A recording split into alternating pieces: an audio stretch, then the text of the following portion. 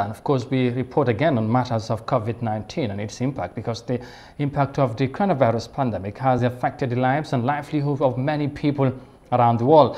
In Uganda, vulnerable families are largely struggling to put food on the table despite the government support during the lockdown. As we feature in this report, a Ugandan woman explained the challenges she faced to upkeep her family, since she was forced to resort to other options to provide food. Let's have more details of that in this report. Amina Nuhu prepares the late afternoon meal.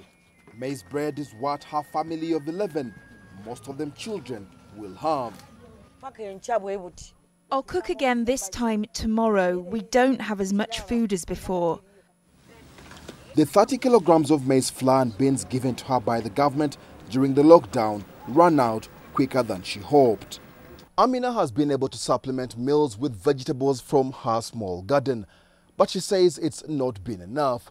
Her family has sometimes had to do with just a single meal a day.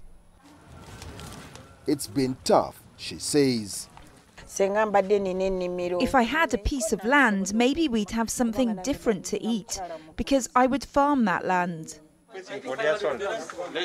Like Amina, many urban families have had limited options of food during the 7 months of the national COVID-19 lockdown. According to a national food security report released in June, lockdown restrictions led to an increase in food consumption gaps in both urban and rural households.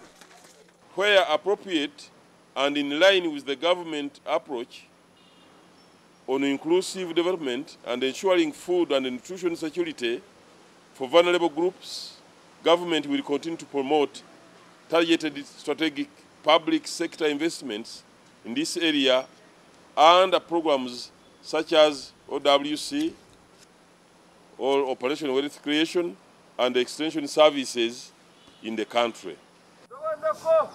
While Uganda has eased its COVID-19 restrictions, allowing public transport to operate, there are still challenges in access to food.